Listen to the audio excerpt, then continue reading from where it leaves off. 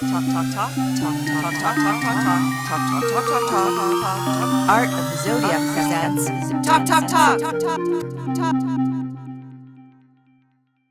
There's so much of what we think about Leo, I think, can actually be attributed to Cancer. Like, I think there's this like pursuit of like perfection or like of an ideal in Cancer that can sometimes feel very leonine, right? It can come off as like, as an artist, like searching for the perfect thing, the perfect moment. Like I always think of like Jack White and his like, pursuit of a particular sound that goes like so far that he opened a record factory, right? Yeah. You know, because like you like, oh, and then you think about his like outfits and it's just like, it might, if you didn't know astrology, feel very Leo, but I think it is very Cancer. So I don't know. I feel like we could make a case for your Cancer rising.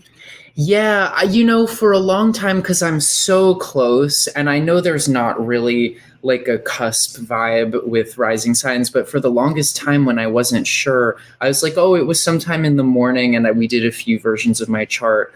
Yeah. All of my lesbian friends were like, if you're not a Leo rising, I don't know what astrology is, because like I'm a performer and I'm a very theatrical person, but I don't think that that's necessarily, I do have an Aries moon, so there is significant fire in the chart. But for a while, I really identified with the idea of Leo rising because I was like, oh, that's why I'm like shy on the inside, but I like really roar when I'm performing. But yeah, I had that image of myself shattered pretty recently. Well, it's interesting, right? Because it's Cancer rising. So the moon is the ruler of Cancer. And then Aries would be the 10th house. Am I just doing my brain right? 10th house. Okay. I buy it. I'm buying what you're selling. I'm like trying to like do this in my head. Yeah. No. It would be Cancer, then Aries precedes it. Yeah, Aries would be the 10th house. I'm going to double check that now. I'm just paranoid that I can't do astrology. So let's just like give me a moment. Yeah. Okay. So that means that the moon is in the 10th house, right? So it's like the ascendant ruler in the 10th, right? In Aries, which is like a fiery, initiatory, like moon, right? Like it's a different kind of loud and out there, but I could totally see it. And also I feel like divination is such a large part of your practice. Yeah, huge. Which feels like that like watery, ascendant, like absorbing and feeling everything, and then just like putting it out there with that moon in Aries, which just feels a little bit like, I don't know. Do you feel your own process is exhaustive? Yeah. Of making art, right? It almost feels like we're going to put something out there and then need to, retract and like take some time off and then just blast it out again. Oh, 100%, especially with performance. I mean, with writing, not so much, because it takes the process of like having an idea to publishing it can be like years and years and years. But with performance, I mean, literally, I was running late for this call because in 2 days I have a performance of Ritual Apology for the Divine Masculine that I'm like still making projections for, still videoing projections for, and I'll probably be working on it until an hour before I have to go to the venue. And I'm like that with performance all the time, where I'm like, well, the first time I perform it, it doesn't have to be perfect. I'm going to be like iterating on this for years. So like in the words of, Drag Race, it's like throw it together as quickly as possible, sell the garment, and then hone it for the next and higher stakes opportunity for it. So I'm like huge. The Aries moon is really strong with how I put performance out into the world for sure. I'm just like, let's do it. We're going to do it. Oh, we have 4 days. Well, we're going to make something fucking spectacular. We're not going to sleep. And then when we sleep for 16 hours after it's over, we'll look back on it and say, I would have done that a little bit differently, but for the hot glue and a prayer, I'm not mad at it, Hot glue and a prayer. I think that is the Aries mantra. As someone who's a sun in Aries, I'm totally stealing that. I stole it from Drag Race, so it's all yours, baby. Okay, lovely. We're just going to keep studying the sources. Can we talk about, I didn't even introduce you, so maybe introduce yourself. You do so much that I'm not even going to attempt. So introduce yourself. And then I want to hear about this performance you're working on at the moment. Yeah, for sure. Well, hello, everyone. I am Jake, aka Jacob Budenz, author of Tea Leaves and Pastel Witcheries. I am first and foremost, I hate to say in interviews that I'm a storyteller, because I used to have a joke about how all artists are like, dance is really just storytelling with your body. But I do feel like at the core, like my MFA is in fiction writing, and that's like my most honed practice. And then from there, I'm, in a band and co-songwriting, and I have a lot of performance art projects. So I'm really I'm an author, and I'm a multidisciplinary performer whose mediums are mostly like sound and song and text. Yeah. Because you go by on Instagram as Dream Baby Jake. Is that your performance moniker? Yeah, I have a solo, I call it witch cabaret act called Dream Baby, that it takes a lot of shapes. I mean, last week I just sort of emceed a show, and when I do that kind of thing, I'll do very over the top numbers where I'll make a backing track that I'll sing to, usually a cover. Sometimes there's text and ritual in it. Like I did Leslie Gore's You Don't Own Me with excerpts of Arthur Evans's Witchcraft in the Gay Counterculture. And then I had my really good friend dress up in pup gear, and we made a gay sex altar on stage. And then I have versions of that act that are more sort of in a theater, and it's really quiet, and we're doing a ritual together, and we're crying together. It's very Cancer, Pussy Moon, we're crying together, and we're having a catharsis and howling into the void together. So yeah, my cabaret persona is Dream Baby, but it's really kind of it's more of a performance art project and persona project that uses music than a music act, because I don't write a ton of music for that one. Yeah, and then I have my band is called Moth Broth. That's a straight up music project.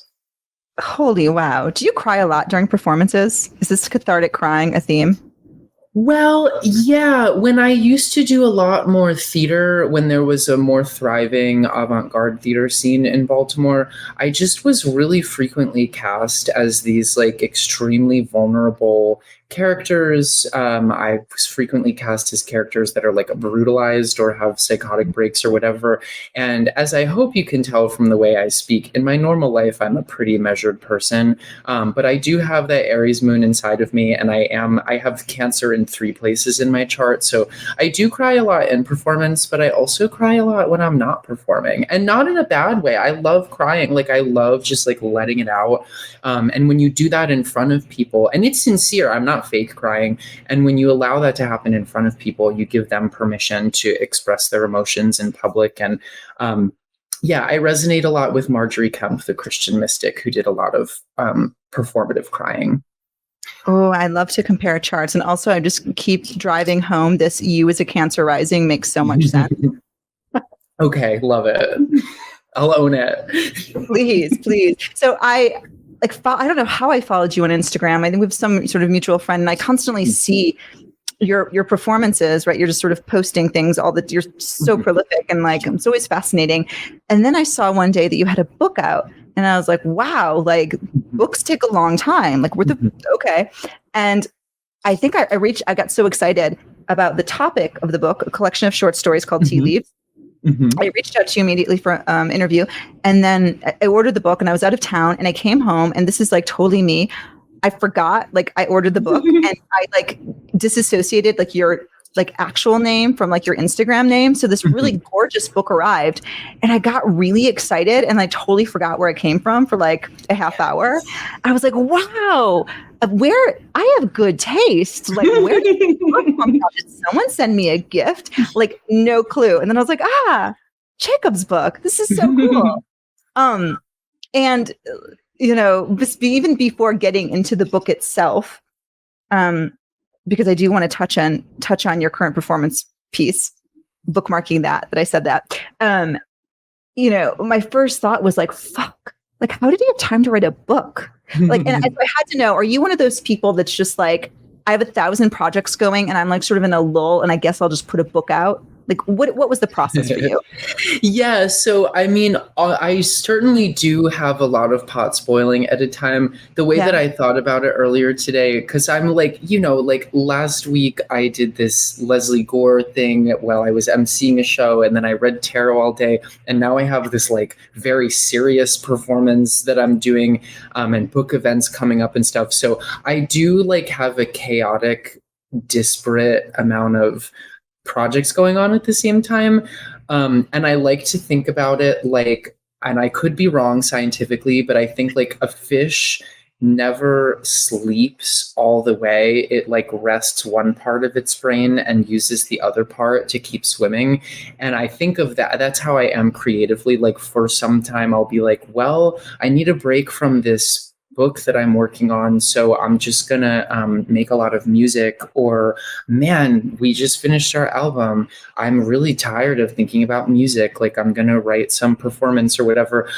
So yeah, I do often have a lot going on. As far as the book is concerned, it's like it's a 10-year body of work, in that from the first story that I wrote until the time of publication, it was about 10 years. But it's not like I woke up in 2013 and was like, I am going to be a short story writer. It's like I was in a writing program and then a grad program, and I wrote a lot of short stories and workshopped all of them and revised them a lot. And leading up to publishing a book of short stories, it's a good idea to try to publish like half of them. And so I did that, and that all takes time. So it's not like I was working on this collection for 10 years, but I was like writing and editing stories for 10 years. And then in 2020, I was like, oh, whoa, well, I have like about half a book's length of short stories published in anthologies and journals and stuff. So I should think about compiling what I have into a book and kind of seeing how that goes. And so, the individual stories I revised a whole lot,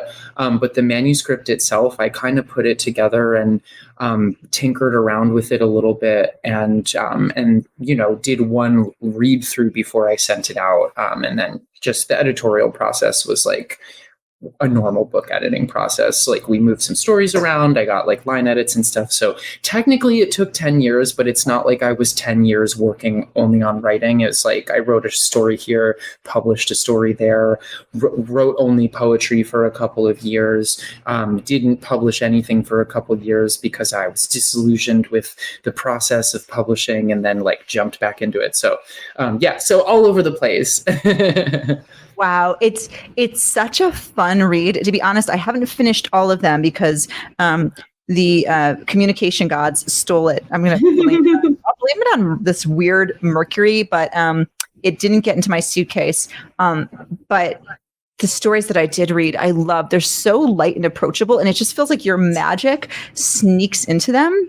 Like the first, if I'm getting this right, like the first story where of the, I don't want to spoil anything.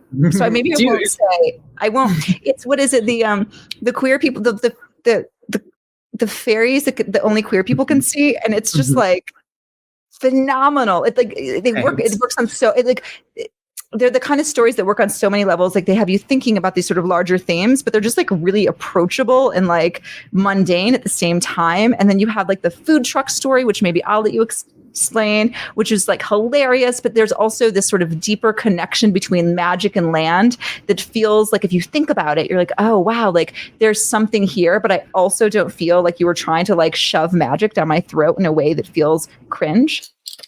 Did I do a good job at explaining some things? Wonderful. You have that's my artist statement. No, I mean, absolutely. So like, it was funny working with a publisher that like my publisher publishes a lot of fantasy and like LGBT fiction, etc.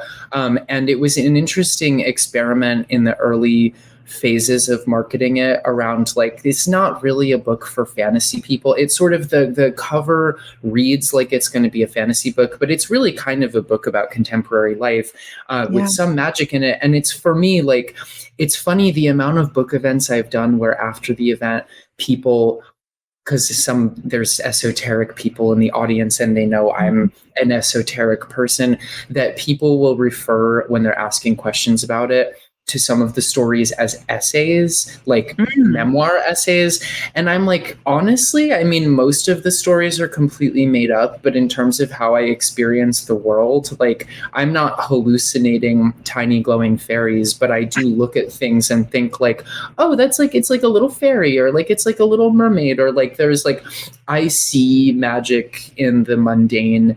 And so, yeah, I try not, it's also a product, I think, of writing for a lot of academic workshops where like literary psychological realism is kind of prioritized. And so I'm kind of inured to like that style, but I still want magic in everything because magic is in everything. I don't know.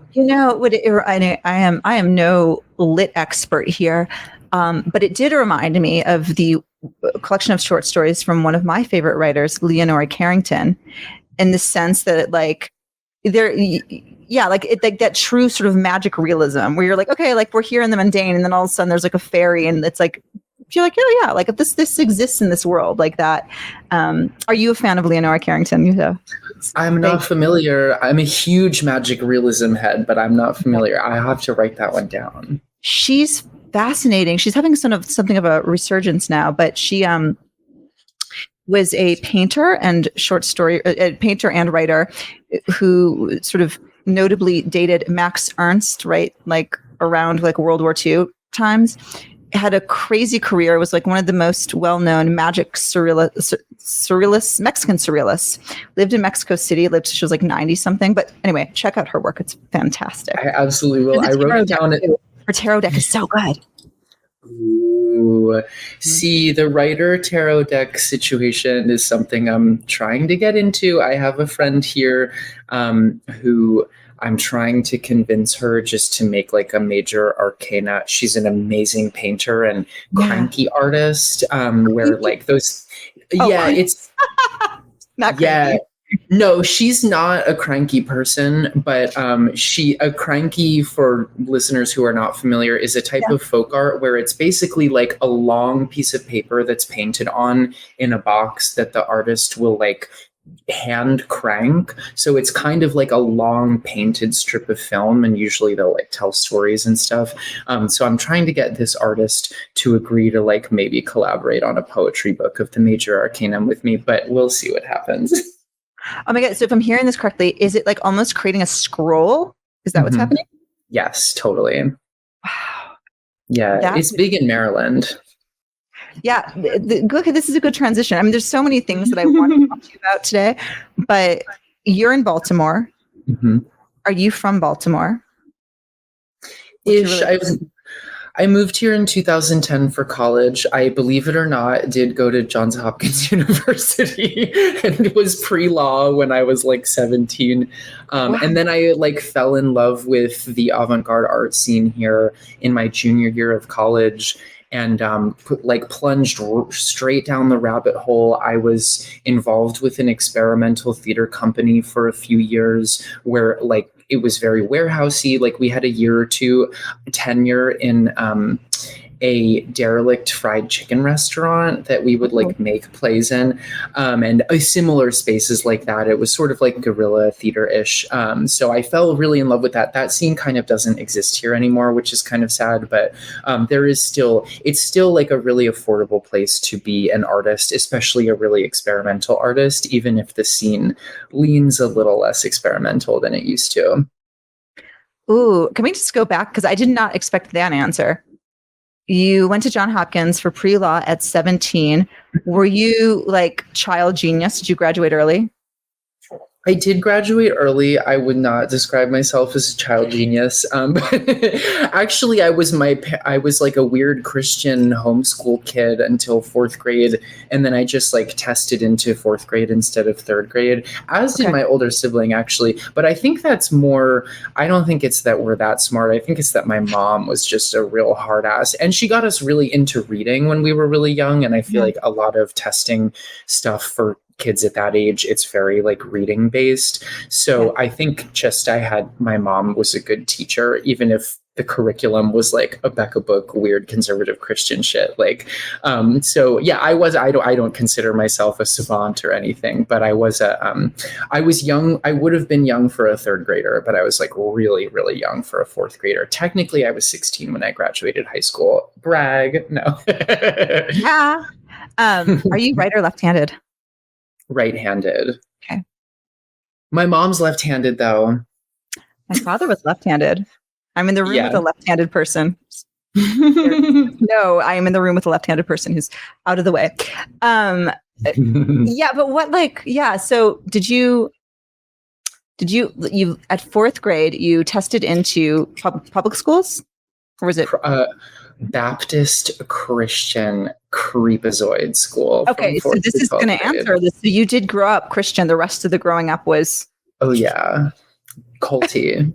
Was it the kind of Baptist, like my father was Baptist, where you like go to church a lot and it's kind of ecstatic? Tell me about this if you don't mind. I'm fascinated. Yeah, it was a really strange environment. And I will say in retrospect, like my music is still very spiritual in a very different way. So I think I took that, and like the Gospels are very anti-capitalist. And I think like those two things are still guiding principles for me. Like music is touching the divine to me. And I think I learned that from church. But in a word, yes, a lot of church. So my family went to church on Sundays.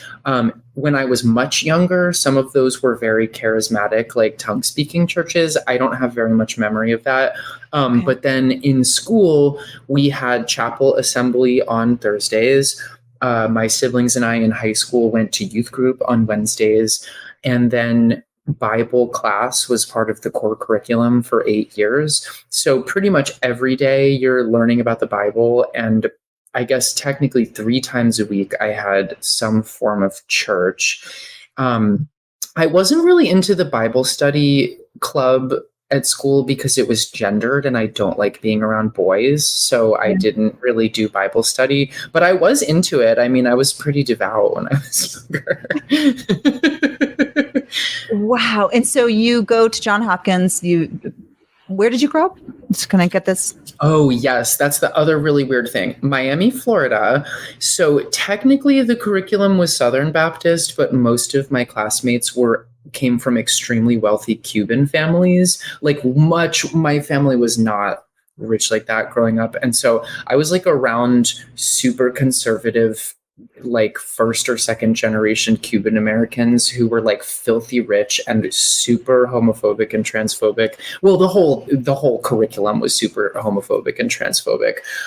But yeah, so that's another really weird context around like power and wealth that I grew up around, is that like there is this microcosm of, I think that this has gotten a lot more national attention since the last election, but Miami is for a metropolitan area of its size, is very conservative.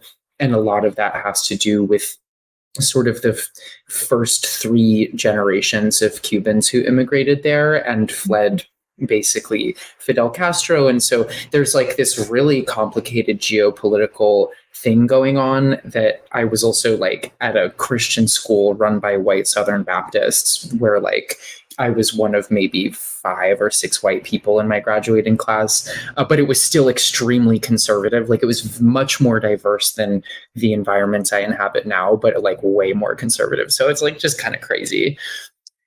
Wow. And I'm going to get to this transition here and sort of dive in, but like growing up, were you just sort of in it, or did you like find like cultural icons? Were you like, okay, maybe there's some sense of me that kind of can latch on to like future you, right? Yeah, for sure. Witch stuff. I was really into, I actually probably knew more astrology when I was in 8 to 12 years old than I do now. Like I knew everybody's birthstone. I knew everybody's astrological birthstone. I knew stuff about the zodiac and stuff. I was really into that. I was like talking to trees and shit. I had a crystal, like I had a rock collection, but it was really like a magic crystal collection for me. And I would like make little crystal grids. Like I didn't have access to, information about paganism, and witchcraft was like scary and demonic in the environment I grew up in. But I was really into that stuff in my personal life. And then I was obsessed with books about witches, like fantasy books, especially with strong female protagonists. I was a huge Tamora Pierce fan, which was like a huge, I think had a huge influence on me, because there's like a whole pagan pantheon, and it's like all these like magical femmes like navigating their lives. So I think I escaped a lot into fantasy, especially fantasy by women about women. And like now I'm like all the divine feminine, the divine androgyne. Like actually there was a lot of stuff I was attracted to when I was a kid that like maybe was fantasy, but for me became like some of the guiding principles of my pagan practices in adult life, which is like I'm more goddess focused for the most part, and you know, all that kind of stuff. So yes, in a word, I latched onto some stuff, but I was also a Christian. Like I believed in God and stuff too. Well, yeah, I mean, you are okay. How old are you in the fourth grade? Like, help me out here. When you, generally speaking, I was 8, and most people were 9 or 10. Okay, so you said between 8 and 12 as you got really into this stuff. So you were going super conservative Christian school, conservative Christian family, and like, where were you finding these things? Books. My parents are very bookish people. And their thing for us when we were kids, they were pretty anti like video games and things like that. But and like new toys, they were, especially I'm the third child. They were like, well, your brother and sister have all these toys you can play with, which was also great on a gender level. I was like, I get girls and a boy and girl toys, but no, it was books. My parents basically were like, if you want books, we'll get you books, and we won't like really ask you too much about what's in these books, because we just want you all to be reading and finding things in books that you're interested in. So they just, you know, I think my mom knew I was really into fantasy, but like my dad is really into sci-fi, and they didn't really think that much about it. But I totally read like his Dark Materials, which is full like Nietzschean atheist war on God allegory, when I was like in 5th or 6th grade. But my parents they were just happy I was reading. Wow. I mean, did that shape your relationship to books going forward? And when you think about your own position as a writer, like what is there an influence or conversation? Definitely. I definitely now lean a lot more toward magic realism and fabulism and like literary magic type of stuff. And a lot of, even I was really into reading books for adults when I was a teenager, but like commercial genre fiction. So like my taste has evolved, but the perennial spirit to me of like queerness and magic, I think is really influenced by this. And like, I'm really, even in literary spheres and in grad school, I fought a lot with some of my mentors about insisting on having magic in books, because I was like, my whole thesis of my body of work is that to be queer is to be magic, and to be queer is to experience the world as an alternate reality to how everybody else experiences it. And I think I'm really super influenced by a lot of this stuff. The second X-Men movie was a huge influence for me, because there's like a coming out, there's a conversation about passing and choosing not to pass because you shouldn't have to pass. Like there's like, the work that I create now is so influenced by like, it has to have magic in it, because that's how I got away from the Christian reality. And I don't know. Sorry, I feel like I am Venus and Gemini, so I really jump from, when it comes to beauty and art, I'm like, and this, and this, and this, and this is related too somehow.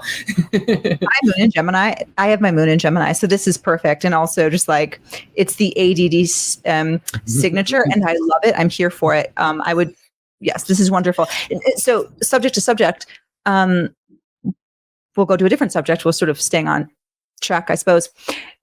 So you have this sort of this rich book life, right? And you're a Christian, but you're this sort of budding sense of magic.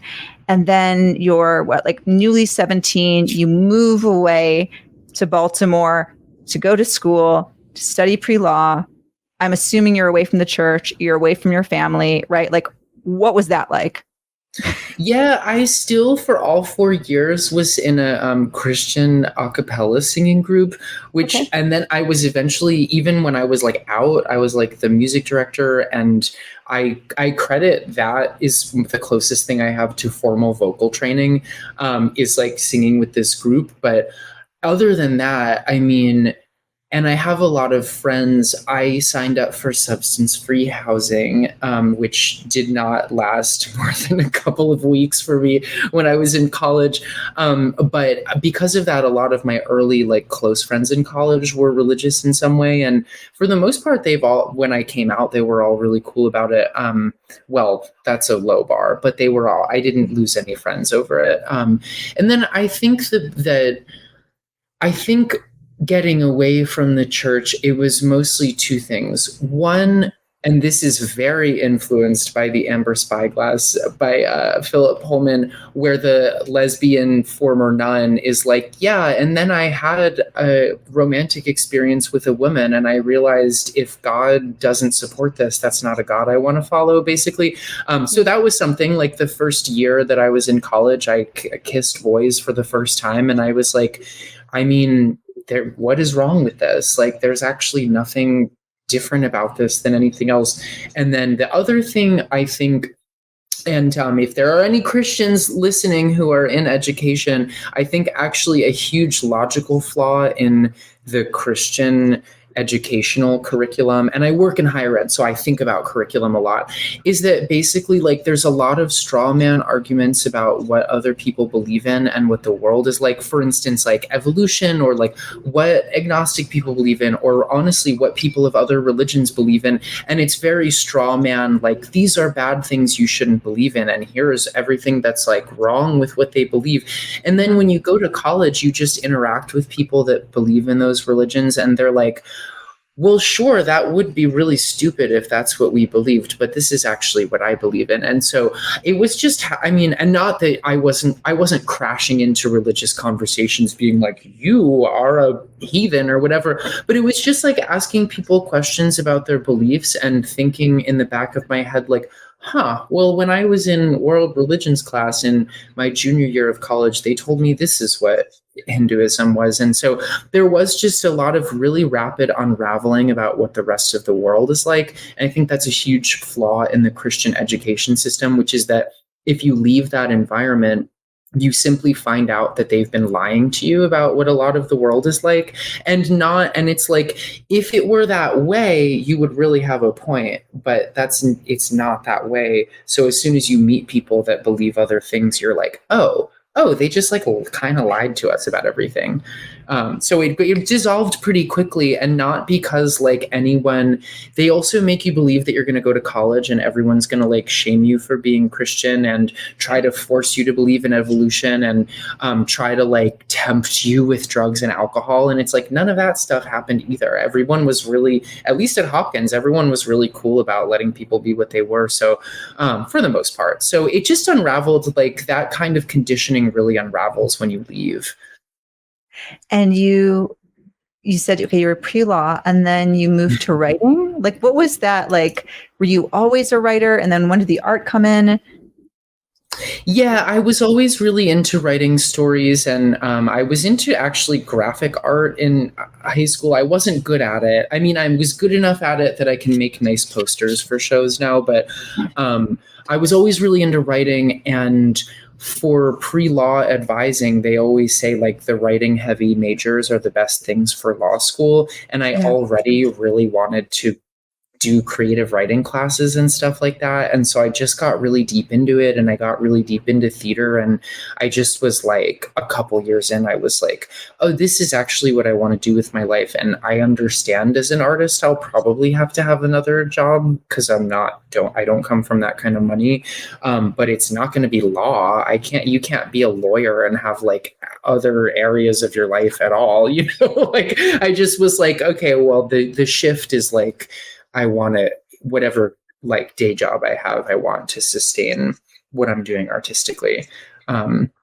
Yeah. So it just kind of dissolved. That was a harder conversation than coming out with my parents, because I was a really high achieving student and they really wanted me to go to like law school or medical school, and they were so mad. But they came around. I love that. Do you remember your first performance, like the one where you were like, oh, this is what I want to do? The first time, sorry, excuse me as I pour some wine. Can you hear that in the mic? Oh, I wish I could. So the first time, technically my first performances were in Christmas pageants.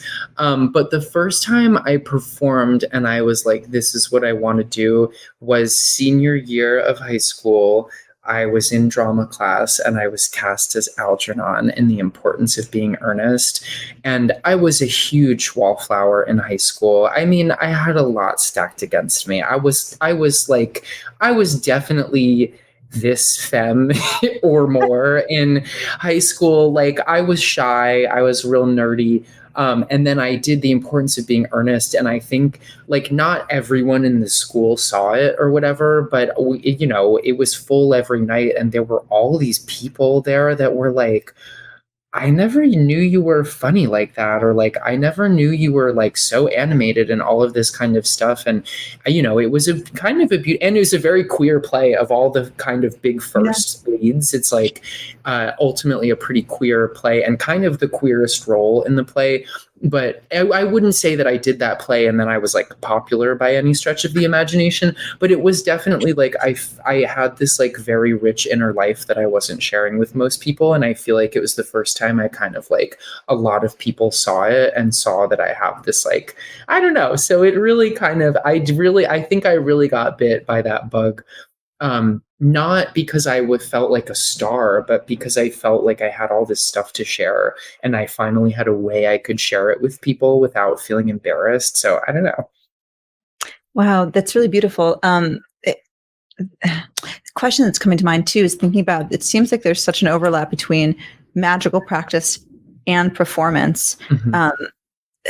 Do you think for you, maybe part of was there some sort of ritualistic component to that first performance, like, oh, maybe like you're enacting some part of yourself that needs to be released? And then do you think like, I guess the larger question is, where do you see the correspondence between your magical practice and performance practice? Yeah, I think to me, philosophically now, and I certainly wasn't exactly thinking of it this way at the time, but with theater in particular, I really think of it more of a sort of, I think of it in some ways as a channeling, right? Like you are pulling, I'm the type of actor philosophically where I do believe like you're pulling from inside of yourself and bringing that out. But there's another way of looking at it where you develop a relationship with this character that perhaps becomes an entity, and then you develop a relationship and you sort of channel that character on stage. And so a lot of the visual transformations of like, I'm not the type of actor that thinks about like, well, how does this character walk, or how does this, I think sometimes about the voice and some of the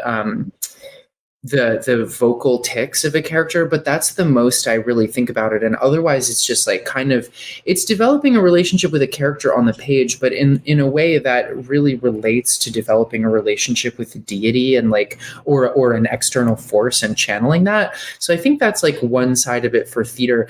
And then I think of theater and most performance in general as a ritual, right? Like a play, even if it's not that witchy, is like everybody involved is memorizing a part and you're all coming together and doing this choreographed thing where there's like some other force that created the text that you're channeling together.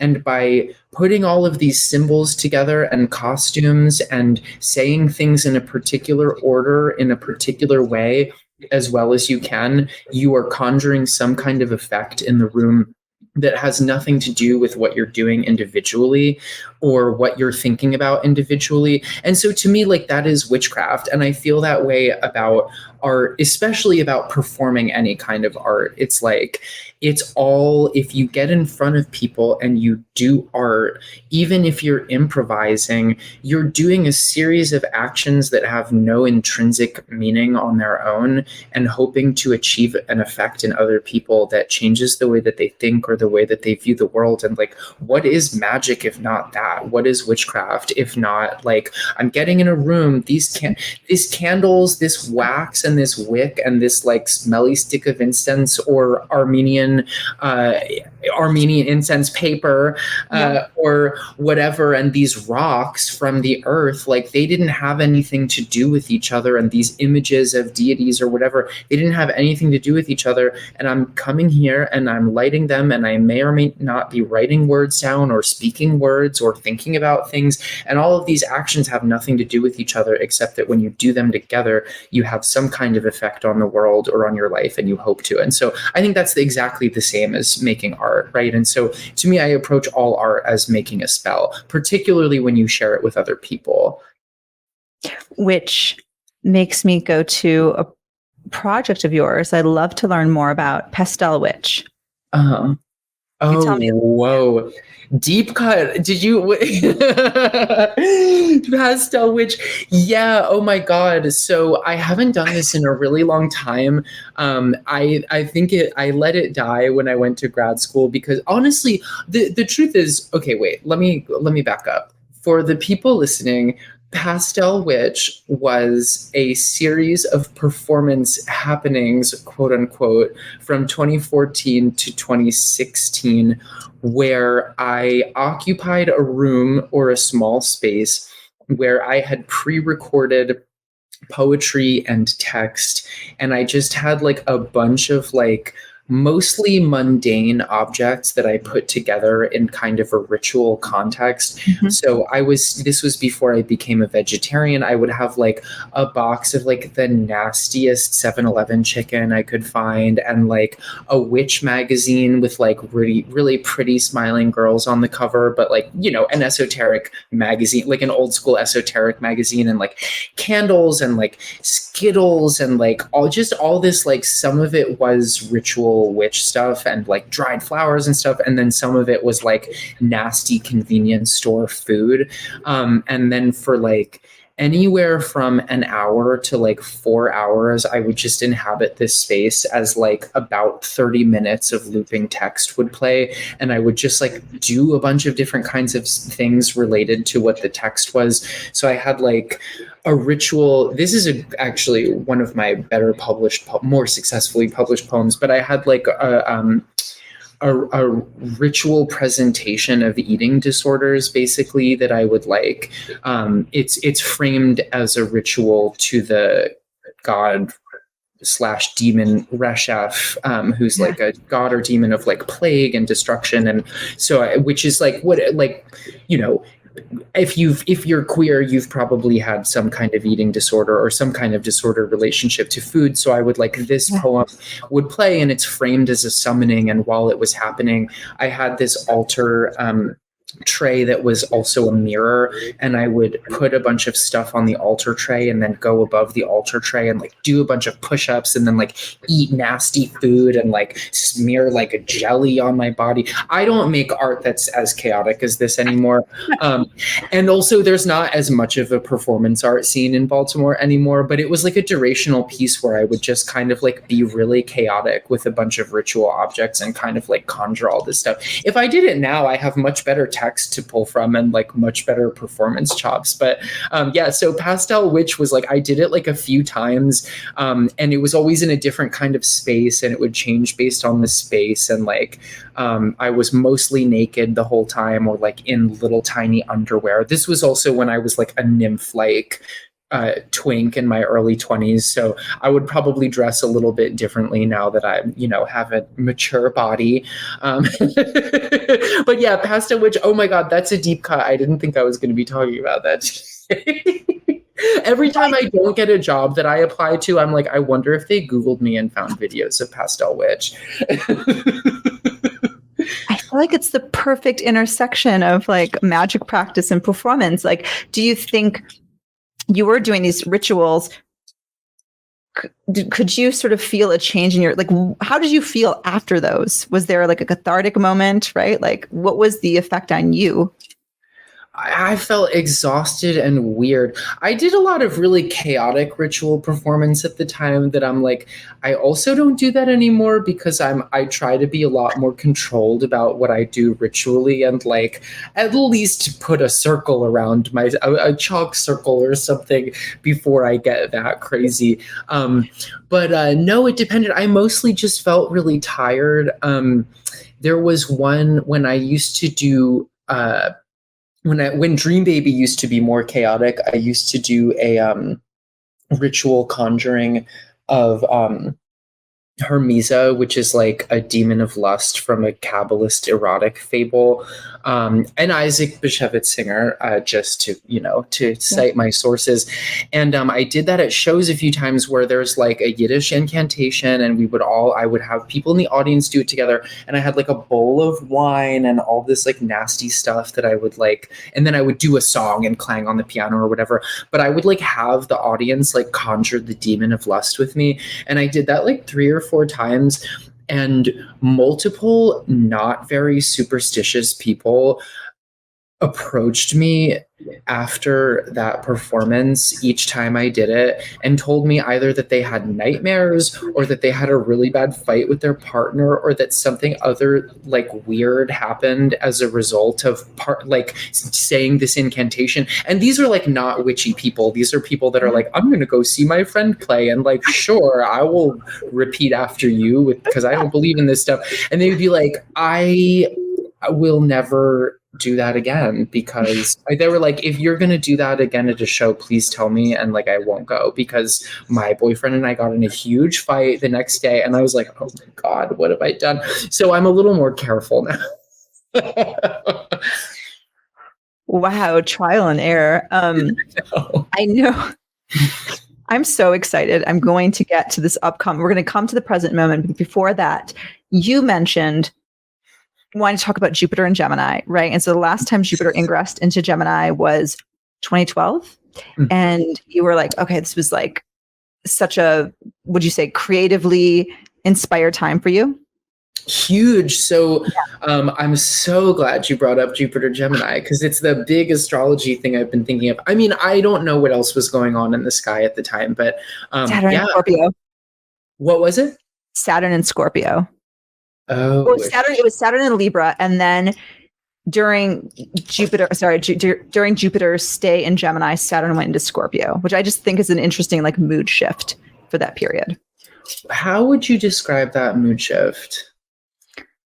God, I mean, I think about like Saturn and Libra, right? Trining Jupiter and Gemini, right? So air trine, Saturn exalted. I feel like a little bit of like get shit done, like strong Saturn, and then just Saturn swings into sort of the nocturnal, like poisoned water home of Mars, right? It feels like it goes from like let's get shit done to suddenly like chaotic goth.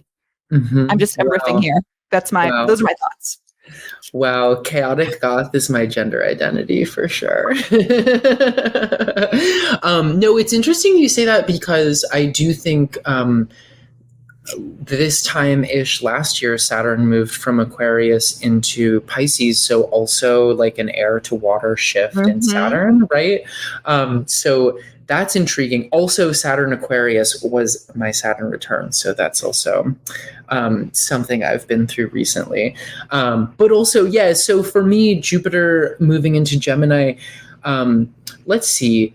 At that time, this was right before I auditioned for the experimental theater company that plunged me into the rabbit hole of like all this unhinged shit I've been talking about, which is interesting because prior to that, and it was my shift from right before I found this theater company, I had been like, I'm pre-law to like, I want to be an artist. And then this like whole community I hadn't known about in Baltimore for 2 years, just almost like I happened upon. So that was huge. And also, yeah, so I was in a place in my life where I really felt like I was at a crossroads and I was like, no, it's this is the road. And then the road like opened itself up in a really big way. So I've heard people talk kind of negatively about Jupiter and Gemini, and I made sure to mention it to you before our recording because I was like, well, the last time Jupiter was in Gemini, I had a really amazing, I don't know that I could chalk it up to that, but I had an amazing cosmic shift in my life toward like, this is the road I want. I feel really stuck and weird about this road. This is the road I want. And then the road was like, here I am, and here are the opportunities to get you there. So I don't know. What do you think about Jupiter Gemini? I'm very curious. I have a lot of thoughts, but it's interesting because Jupiter doesn't necessarily. Jupiter's kind of uncomfortable in Gemini, right? Mm-hmm. I think there's something about Jupiter wanting to expand and Gemini being the sort of multiplicity of like all the facts, and Jupiter like it's like getting overwhelmed. Like, which way do I go? It does feel a little bit of like, it has like a fun house vibe to it. It's like, mm-hmm. I can't quite tell what size something should be, right? There's like a distortion that happens, but just without even looking at your whole chart, just thinking, oh, wow, that's so fascinating because if you're Cancer rising, I'm publicly talking about your chart. I think we're okay with this. Please, it's fine. Yeah. That means Gemini is your 12th house, right? And so thinking about interesting and like Jupiter going through your 12th house, which is the like sort of like prison, monastery, dark night of the soul, but also just like the where we keep the psychic clutter house to, I think, quote Austin Coppock. I do that a lot. And so it's interesting that like sort of Jupiter in Gemini chaos vibe is going like unlocking something in your brain and being like, oh yes, this is what's here. That's the story that sounds like. Does that resonate? Yeah. And just like the world in a way kind of opened itself up to that answer. It's like, it got to a point where I was like, this is what I want. And then it was a really painful conversation with the people in my life and with my whole trajectory. And then I was like, boop, I went back to school in August or September. I auditioned for this play and I like fell straight down the rabbit hole into exactly the kind of life that I had like hoped would exist. So that was kind of crazy. And this feeling of like what fits where and Jupiter being uncomfortable in Gemini, I think is magnified to me, and you're the expert, but to me, the moon is also kind of uncomfortable in Gemini. And I feel like the new moons are usually pretty chill for me, but like, I feel like this new moon last week was I felt so just like uncomfortable all day. And a bunch of other people were like non-astrology people, some that I don't even know that well, were like, what the fuck is going on with the sky? And I was like, I honestly think it's kind of like new moon in Gemini is already kind of a weird vibe, because to me, it's like when I think of Gemini, I think of like information overload in a lot of ways. And so with moon, like with emotions, it's like, a new moon where you're having information overload is really uncomfortable, because I like to think in my own practice of new moons as like clarification of purpose, and like, okay, by the end of whatever my new moon ritual is and whatever tarot I pull, I will be really clear on what I want to manifest this cycle and what I should focus on. And this was just like, oh, it's a new moon in Gemini, so I need to turn all the lights off in my house and like sit on the floor of my shower and stare into an obsidian mirror and then scrub myself from head to toe with salt and lavender and just be like, what are all these fucking feelings about?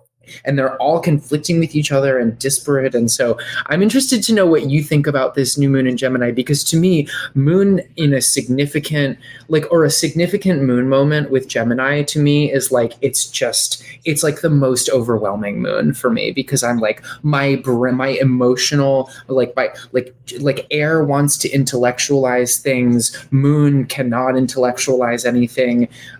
Gemini is like receiving a lot of messages at once. So I don't know. What do you think about this? How did you feel with this moon, or how did your clients and friends and colleagues feel with it? Lord, well, you came to the right place as someone moon and Gemini person, right? So I always think air signs in general, as you've pointed out, tend to be a little disassociative, right? Because it's like we're supposed to like feel with our emotions, but there's something of like, I don't know, like, do I have a body? Like, that's sort of been my mantra. I was always like, oh, I kind of like would just wish I didn't have a body and I could just sort of like be thoughts on a page.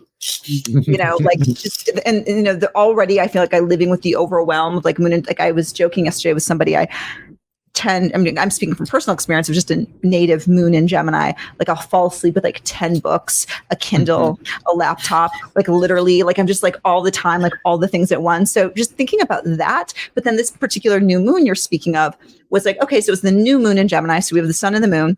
It was Jupiter in the first part of Virgo, which Gemini. Why do I keep thinking Jupiter in the first part of Gemini? Wow.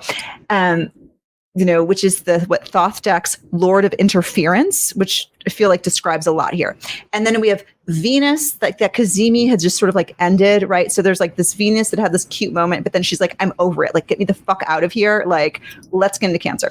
And then like, what else? It just was like, and then Mercury, right? Like Mercury is just like being really loud. And I think that's why like this whole moment felt very like Mercury retrograde vibes. Right. Like everyone I know, it was like things were like getting lost and like lost in translation. Things were stolen. Phones were dropped. It was like, it was like massive static. That's what I'm getting from this.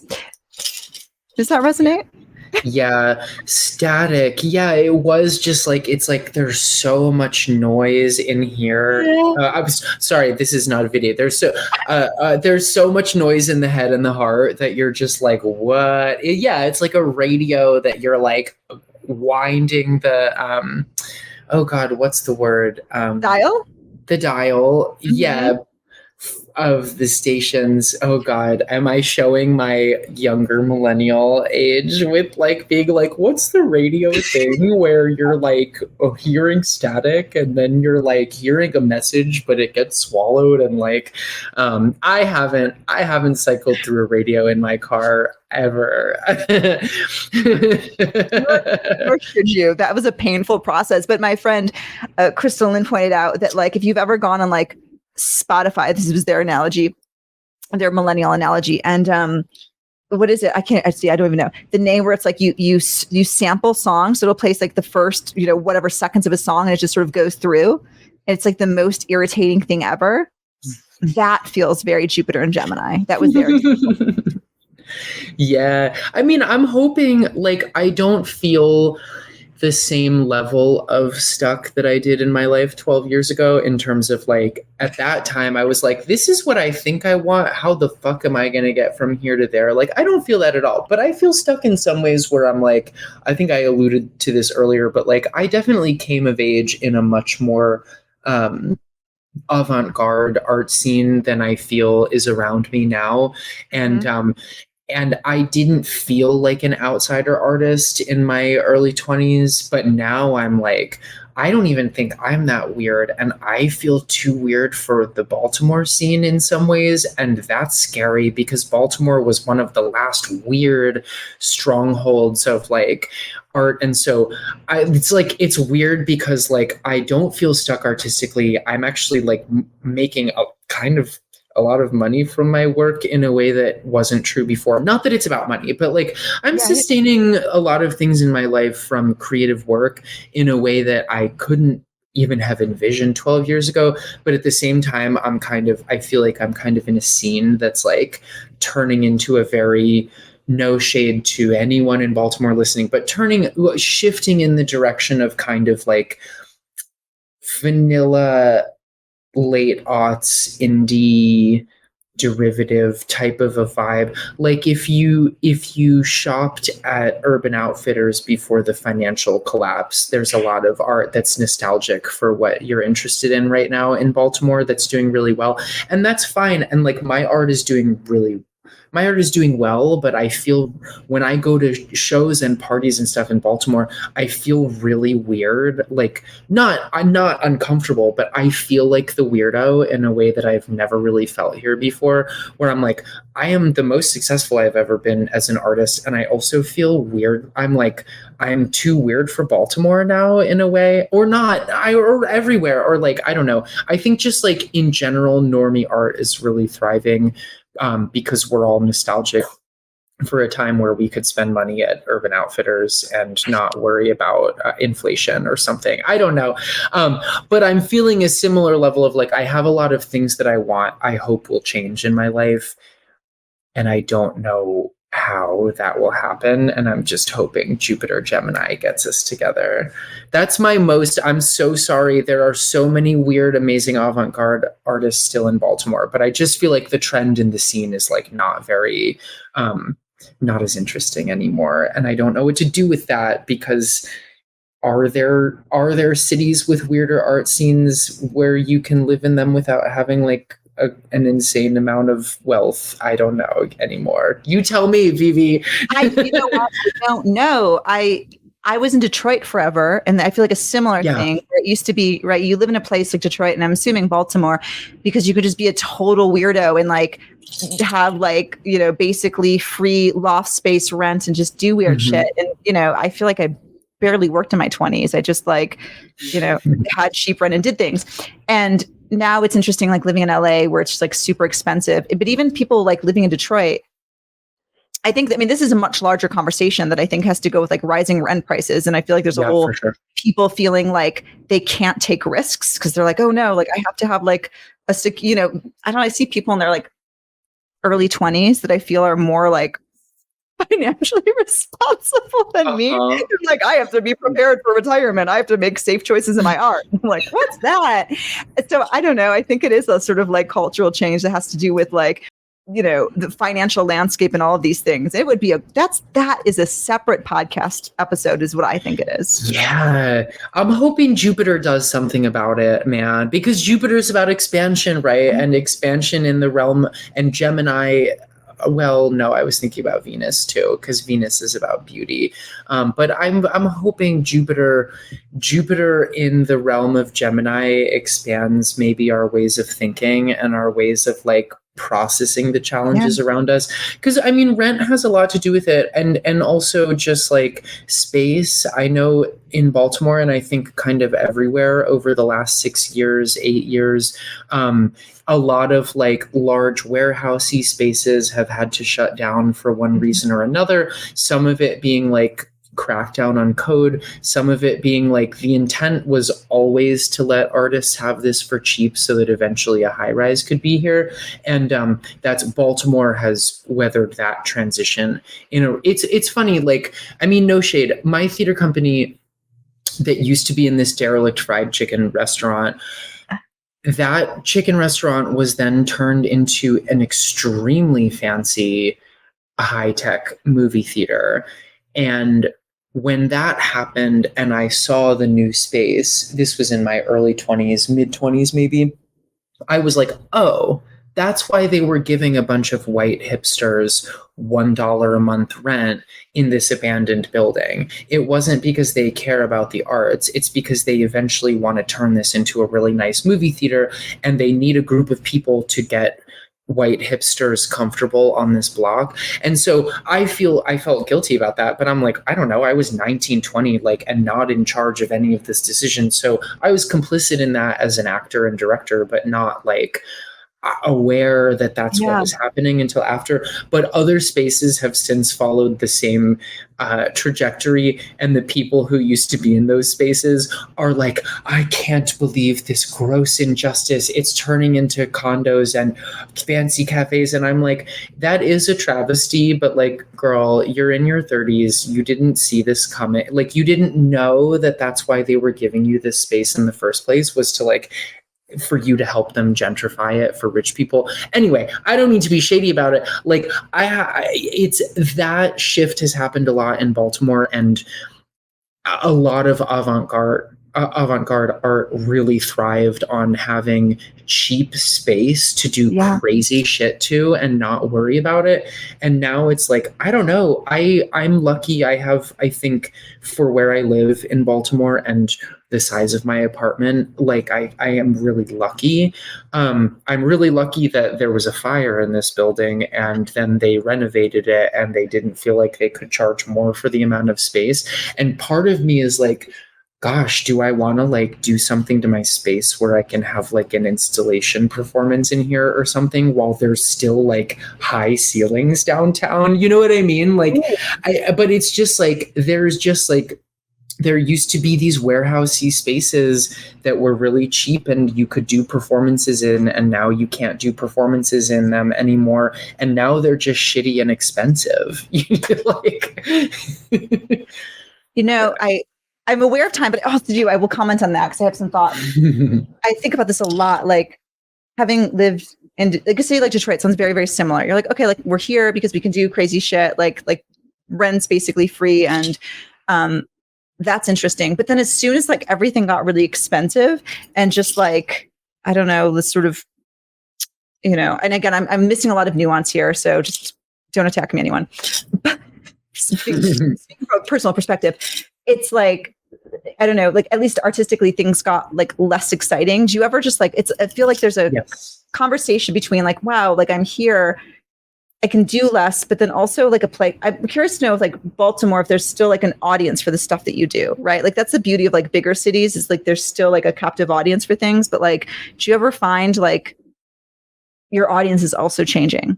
Does that make sense? Like, yes, it's so hit or miss. I'll be as concise as I can about this. I think, in 2020, I don't like to be like, one nice thing about the pandemic, but I will say in 2020, for a hot minute, the presence of online presentation of art excited me in a way that art hadn't excited me in a while, because suddenly artists are butting up against like a really different kind of barrier and learning how to adapt their work and share their work in this context. And in some ways, I think it opened up a lot of people's minds about how they can present their work and what they can do with it. It certainly did for me.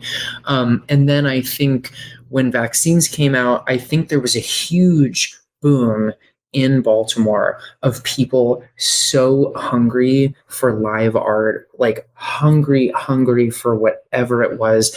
And I would say from like it started like late 2021. If you got a couple shows in before Omicron hit, you were in good shape, which like I got in there for a couple of really nice, like, I got to do really weird shit. And there were a lot of people there that were just like thrilled to be out and about experiencing something strange. And then after Omicron, there was a slump of like, are we going to create another super variant by like having art? And then from like summer 2022 to like, I want to say late 2023, to me, in my observation as someone that did a ton of events in that time, especially because of releasing an album and a book and getting asked to do a lot more stuff, and people when you release something, people are like, you get a little bit of a sparkle. But my observation from 2022 to like late 2023 was that people were so thrilled that an art scene existed again, that you could get away with a lot and you had big audiences. And then something happened at the beginning of this year where I'm like, if I compare my audience size to 5 years ago, it's bigger technically, but compared to the stuff I did in the first half of 2023, like I'm now a professional author with a band that's successful, and I still feel at 30 like I'm begging people to come to shows like I was when I was 22. So I think there was like a boom of people being really excited to go out, and then I feel like the theme of this year is like everyone's fucking overwhelmed by it now, and there's like an oversaturation, at least here. That wasn't very concise. I promised concision, but no, but it was perfect. I think you got to that overwhelm, right? And just maybe sort of this is a good sort of rounding out point. I think like Jupiter in Gemini does feel very like, I know that's a new ingress, but it does feel like there is this sort of like overwhelm. And I'm wondering if that will shake it up.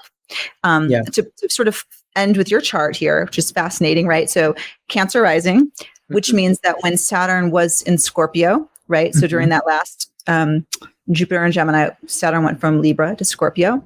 That was in your 5th house of creativity, right? And it was also your first Saturn square before your Saturn return. So it'd be interesting for you to think about that period, and then of like that, creative change and everything that sort of came out for you during that time, and coming back to when you did have your Saturn return. Like, I'm wondering if there was a sort of like building on a theme. Oh, dude, that's another podcast. No, I'm kidding. That was like the 2.5. Some people think of Saturn return as a year. I think a lot of people do. I really kind of think the whole time that Saturn is in the seat of your birth, like it's happening. And it was just like ego death after ego death into big boom and feeling of empowerment into like nope. So like the conversation about Saturn returns, hopefully we'll get together again and we can talk about Saturn returns, but a lot of the themes are still like I think a lot of it is about for me when Jupiter was in Gemini and when Saturn entered Aquarius, like what was going on in my life creatively and what was going on in my career, where this is the huge, and these are still perennial questions of my life of like, my art career is successful, but am I in the right environment that I want to stay in?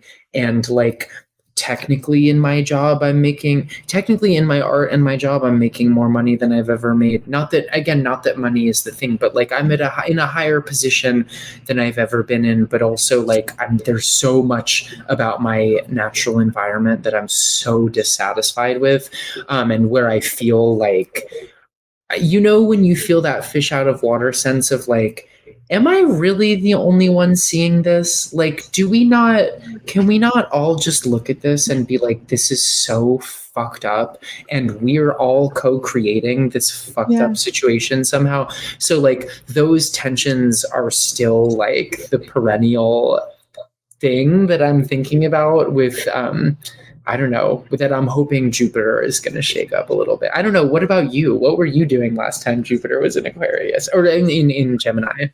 Oh, Lord. I mean, I was having a Saturn return, and I think it was a combination of like, it's in my 11th house. Think about that. And so I was just being, I don't know, super social, like accidentally opening a restaurant. My father died. Right? It's a podcast on its own, right? But coming back to you, it's interesting to think that you, again, Cancer rising, Aquarius is your 8th house, right? And so thinking these issues of like finances, money, like death, it feels like all those things came up.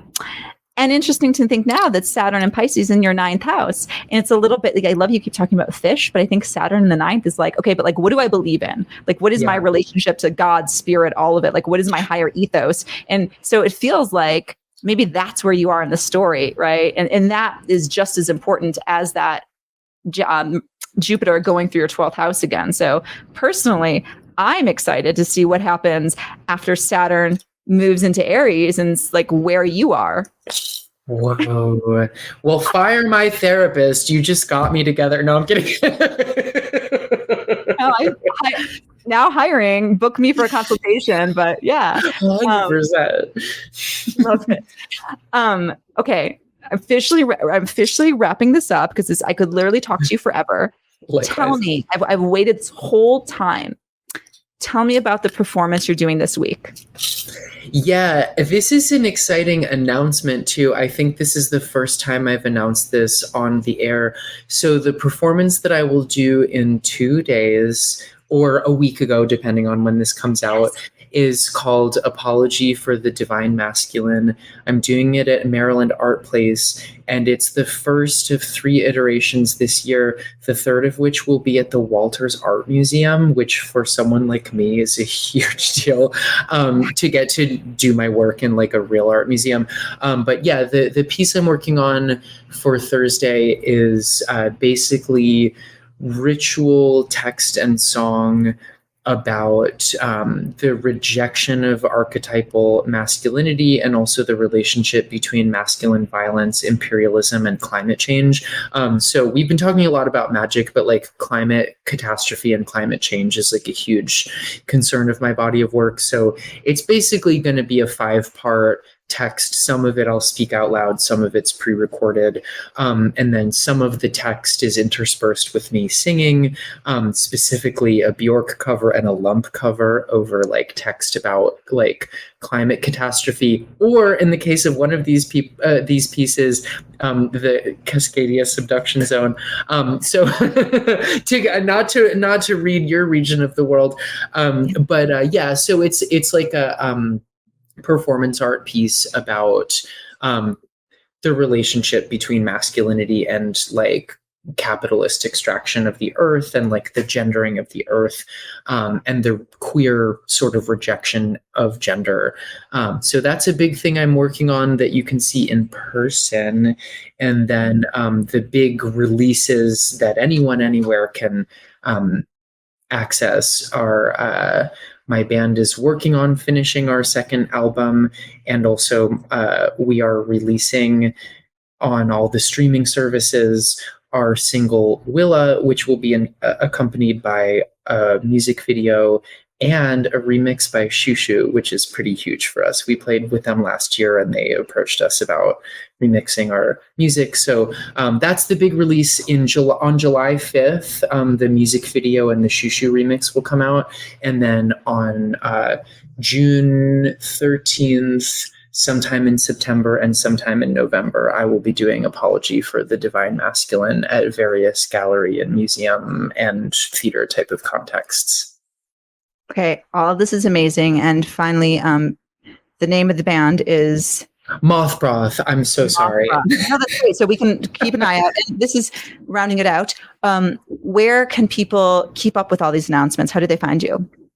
At Dream Baby Jake on Instagram, and I apologize in advance. My Instagram presence is kind of cringy, but it's all just I love it. It's all just like announcements of art and pictures of me, sometimes with my cat. It's great. By the way, last question. What's the cat's name? I've just been like hanging out in the background. Your cat is yes, my little goblin princess. This is Nimue, aka the Lady of the Lake. She's my little baby. She's been a very good girl. For other podcast recordings, I've had to put her in a room and close the door because she can get a little wild, but clearly you have calmed her. Yeah. Oh, I did a dream about a cat last night. Okay. This has been lovely. I'm officially saying goodbye, even though I would take up like hours of your time if you let me. Thank you so much for joining me, and have a gorgeous day. Thank you so much. Thank you. Let's do this again. I can bring tarot cards next time and we can make it more divinatory if you ever want. Oh my God, absolutely. We are absolutely doing this again. Cool, please. I would love that. Thank you so much for having me. Bye. Oh my God, you're welcome. Bye.